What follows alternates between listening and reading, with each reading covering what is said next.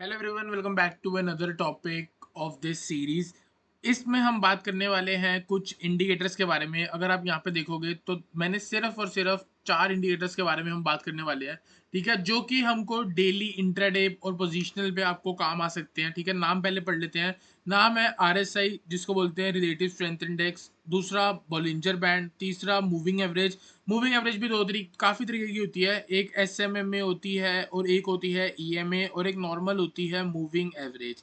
ठीक है, और हम यहाँ पे पढ़ने वाले हैं एमएसीडी को। ठीक है, तो बात करेंगे सबसे पहले अपने टेक्निकल इंडिकेटर के बारे में, जिसका नाम है रिलेटिव स्ट्रेंथ इंडेक्स। ठीक है, तो सबसे पहले थ्योरी पढ़ लेते हैं, उसके बाद इसको चार्ट पे चलेंगे। यहाँ पे अगर आप देखोगे relative strength index, the relative strength index is a momentum indicator. ये एक मोमेंटम इंडिकेटर है जो टेक्निकल एनालिसिस यूज करते हैं मेजर करने के लिए magnitude of recent price changes to evaluate overbought और oversold condition in the price of a stock. मतलब सिंपल है कि इस इंडिकेटर से हमको कि ये पता लगता है कि जो स्टॉक है वो हमारा ओवरबॉट हो रखा है या फिर ओवरसोल्ड हो रखा है।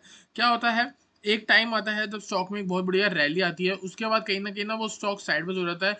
तो यहाँ पे पता लगता है कि चीज़ जो है वो ओवरबॉट है या ओवरसोल्ड है या क्या चीज़ है। ठीक है, जब भी कुछ ऐसा बिहेवियर दिखे और साथ ही साथ आरएसआई ओवरबॉट इंडिकेट करे, तो इसका मतलब कहीं ना कहीं वो ओवरबॉट हो चुकी है और अब यहाँ पे फ्रेश एंट्रीज नहीं बनती।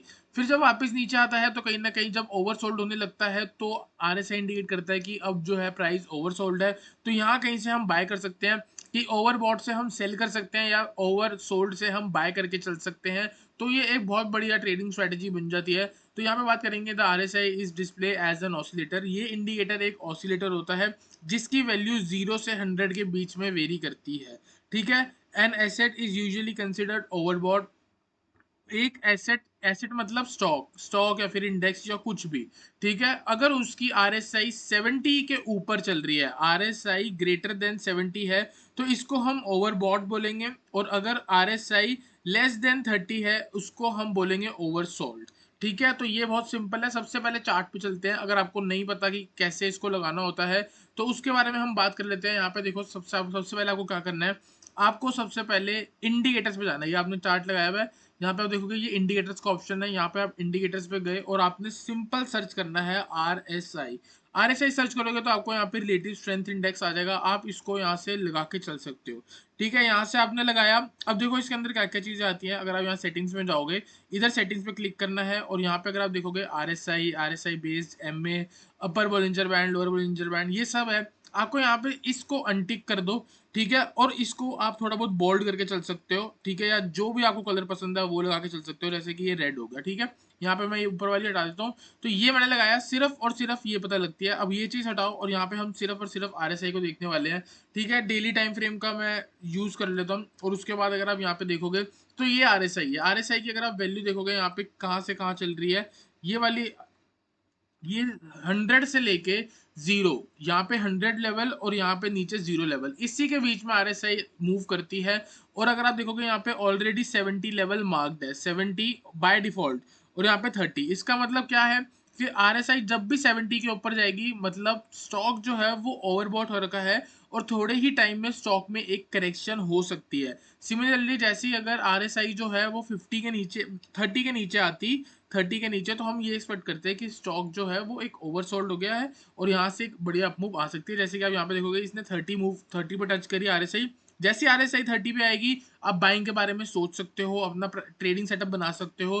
फिर जैसे आपको कहीं ब्रेकआउट्स वगैरह मिलते हैं, आप बाय करके चल सकते हो। तो जैसे अगर आप देखोगे प्राइस पे, अगर मैं यहाँ पे चलूँ, सीधा प्राइस लगाऊँ मैं, तो प्राइस पे अगर आप देखोगे ये रहा प्राइस। तो यहाँ पे अगर हम प्राइस से इसको कंपेयर करेंगे तो आप यहाँ पे देखोगे कि कैसे यहाँ पे आर एस आई 30 थी। देखो आर एस आई 30 यहाँ पे थी और आपको प्राइस सबसे लोएस्ट पे था। उसके बाद यहाँ पे अगर आप देख सकते हो डबल बॉटम पैटर्न लगा है। यहाँ कहीं ब्रेक होने के बाद स्टॉक जो है एयू बैंक का 620 रुपए से चढ़ता हुआ 800 तक गया है इसी मूव में। यहाँ पे ओवरबॉट हुआ, इधर आके फिर वापस करेक्शन हुई, आप देख सकते हो ओवरबॉट होने के बाद फिर वापस स्टॉक ने मोमेंटम कैच करा है और यहाँ पे जाके ये ओवरबॉट हुआ है और ये स्ट्रेट रैली इसने दी। ओवरबॉट होने के बाद स्टॉक जो है वो कहीं ना कहीं करेक्शन दे सकता है। आप देख सकते हो यहाँ पे स्टॉक जो है वो अभी करेक्शन दे रहा है, और अभी तक ये ओवरसोल्ड नहीं हुआ है। देर आर हाई चांस कि एयू बैंक आने वाले दिन में और नीचे जा सकता है, और नीचे जाएगा। जैसे ही ओवरसोल्ड आ जाएगा वहां से कहीं हमको ब्रेकआउट मिलेगा तो हम बाइंग करके चल सकते हैं, ठीक है। और अगर हम यहाँ पे इसके एग्जांपल्स देखेंगे तो हम वापस से पीडीएफ पे चलते हैं और देखते हैं मैंने कैसे यहाँ पे एग्जांपल लगाए हुए हैं। तो यहाँ पे अगर आप देखोगे सबसे पहले जो बहुत मोस्ट इंपॉर्टेंट चीज है, वो यहाँ पे देखो क्या चीज जो सबसे मेजर इवेंट गया है मार्केट का, वो था कोरोना की फॉल। 12,000 का इंडेक्स गिर के आ जाता है 7,500 पे, ठीक है। वहां से इतनी बड़ी गिरावट होने के बाद भी लोग बोल रहे थे 5,000 आ जाएगी, 4,000 आ जाएगी, कितने नीचे नीचे तक के लेवल दिए हैं। लेकिन जो हमारी आरएसआई है वो आप देख सकते हो वो ओवरसोल्ड हो चुकी थी।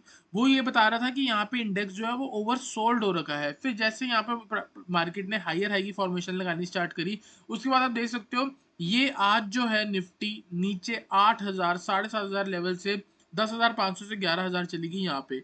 उसके बाद आज देख सकते हो आज निफ्टी 20,000 क्रॉस करके जा चुकी है। तो यहाँ पे अगर पैसा लगाया होता तो कितनी बड़ी मूव हम इंडेक्स में लेके जा चुके हैं, ठीक है। और अगर हम नीचे इसके एग्जांपल्स देखेंगे तो यहाँ पे एग्जांपल्स है हमारे पास। निफ्टी बैंक का देख सकते हो एक ही चार्ट पे 4 आवर का टाइम फ्रेम लगा हुआ है। यहाँ पे प्राइस ऊपर गया है, यहाँ पे ओवर बॉट हो गया, ठीक है। 70 के ऊपर आ गया, उसके बाद प्राइस में चेंज आता है, कहीं ना कहीं आप यहाँ कहीं से शॉर्ट करते हो तो ये पूरी मूव आप कैच करके लेके जा सकते हो। ऑन द डाउन साइड अगर आप देखोगे यहाँ पे ओवरसोल्ड हो गया, तो मतलब सेल करे जा रहे हैं, और यहाँ पे ओवरसोल्ड हो गया है, 30 के नीचे आ गया। 30 के नीचे जाके जैसे ऊपर क्रॉस कर रहा है, हायर हाई की फॉर्मेशन बन रही है, आप बाय करके चल सकते हो।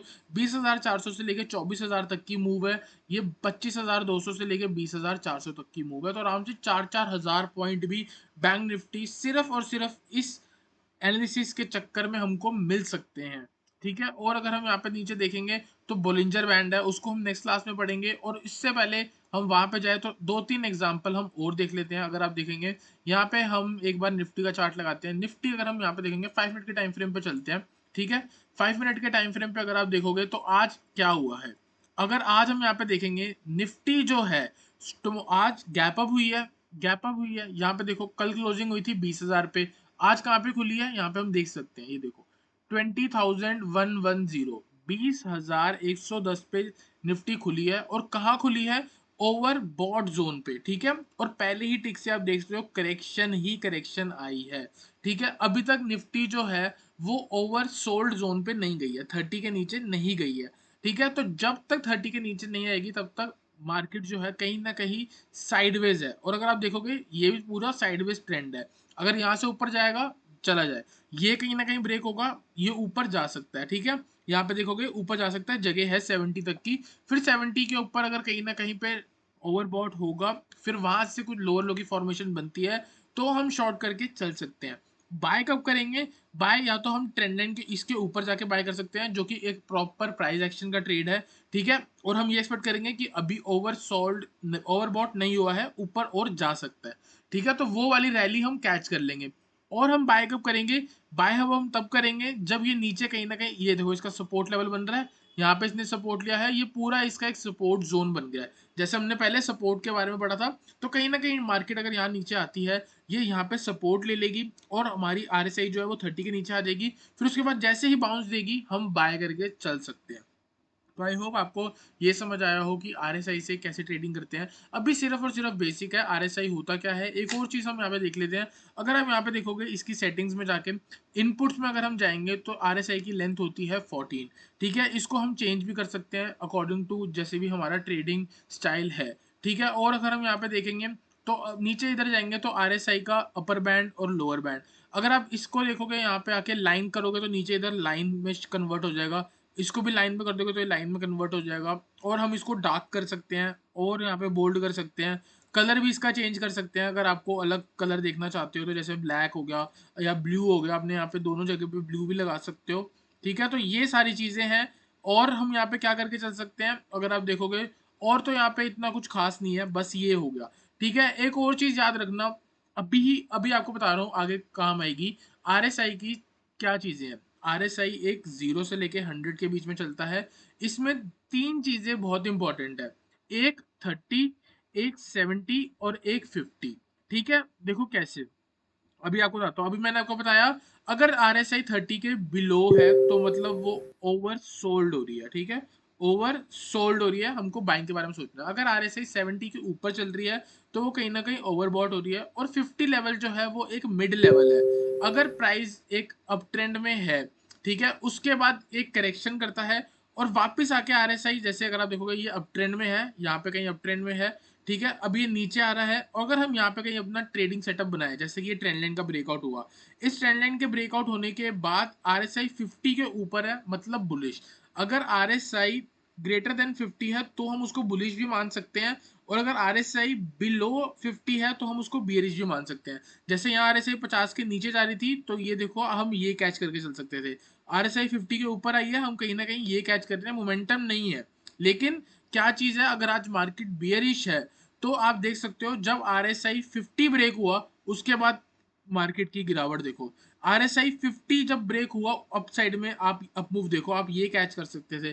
फिर RSI 50 यहाँ पे ब्रेक हुआ ट्रेंड लाइन का रेजिस्टेंस लेके, तो हम ये मूव कैच करके चल सकते हैं। अभी RSI 50 के ऊपर है तो कहीं ना कहीं मार्केट जो है वो एक साइडवेज जोन में आई हुई है, ठीक है। हमें ये पता है ये लेटेस्ट रेसिस्टेंस है और ये लेटेस्ट सपोर्ट है।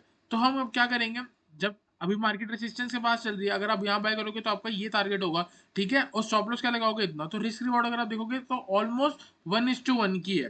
तो अगर आप रिस्क अफोर्ड कर सकते हो तो आप इसको ट्रेड कर सकते हो। अगर यहाँ पे टारगेट कुछ ज्यादा बड़ा होता तो हम जरूर उसको ट्रेड करते, ठीक है। तो आई होप आपको थोड़ी बहुत चीजें समझ आई हो, बाकी और आगे वीडियोस में आपको और अच्छे तरीके से क्लियर होगा। मिलते हैं नेक्स्ट कोर्स नेक्स्ट वीडियो में, उसमें हम बात करने वाले हैं बोलिंजर बैंड के बारे में।